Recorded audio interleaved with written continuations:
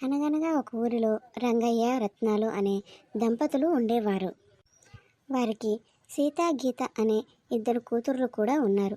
వీరిది రెక్కాడితే కానీ డొక్కాడని కుటుంబం. కానీ పిల్లల్ని ఏ కష్టం తెలియకుండా కష్టపడి పిల్లల్ని చదివిస్తూ జీవనం సాగించేవారు. ఏమయ్యా, మనం కష్టపడితే కానీ 5 ఏళ్ళు నోట్లోకి పోని పరిస్థితి మనది. ఇందుకు తోడు మనకిద్దరు కూతుర్లే ఉన్నారు. వారిని ఒక అయ్య చేతిలో పెట్టి పెళ్లి చేసి పంపించాల్సిన పరిస్థితి. మన వయసేమో అయిపోవస్తుంది. ఇలా ఎన్ని రోజులయ్యా?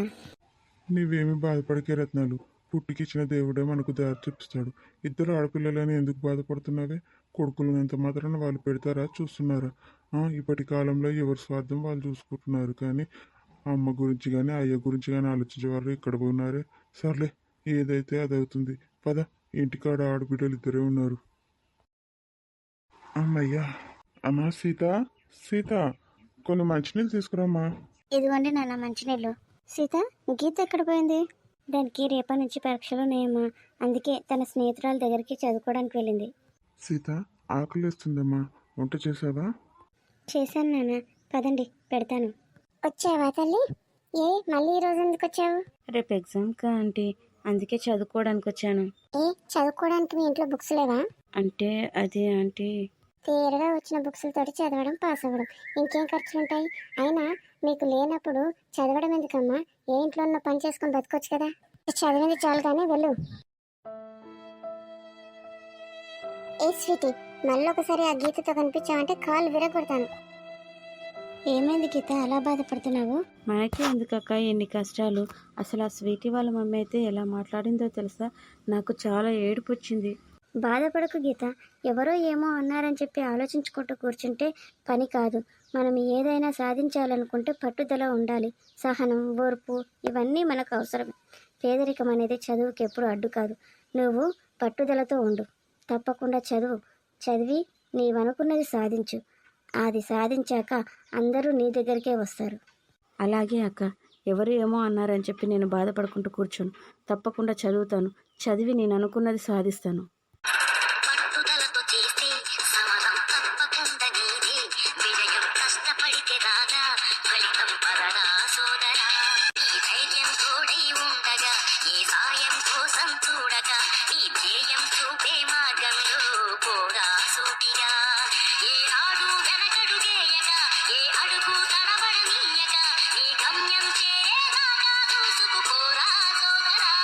గీత తన అక్క చెప్పినట్టుగా పట్టుదలతో చదివి పరీక్షలన్నీ బాగా రాసింది. అమ్మా, నాన్న, అక్క, అందరూ బయటికి రావాలి. ఏంటి గీత, అంత సంతోషంగా ఉన్నావు? నేను అన్ని పరీక్షల్లో పాస్ అయ్యానక్క. కాలేజ్ మొత్తంలో నాదే మొదటి ర్యాంక్ అక్క. అవునా తల్లి, ఎంత సంతోషకరమైన వార్త చెప్పావు. చెప్పాను కదా గీత, పట్టుదలతో చదివితే ఏదైనా సాధించవచ్చని. Congrats Geetha. Thank you sir. అమ్మ గీత, నువ్వు కాలేజ్ ఫస్టే కాదమ్మా, ఈ డిస్ట్రిక్ట్ మొత్తంలోనే నువ్వు ఫస్ట్ వచ్చావు. సార్ వాళ్ళు మంచి పేరు తీసుకొచ్చింది గీత అని చెప్పేసి సంతోషంలో నగదుగా నీకు బహుమతి ఇవ్వాలనుకుంటున్నారు.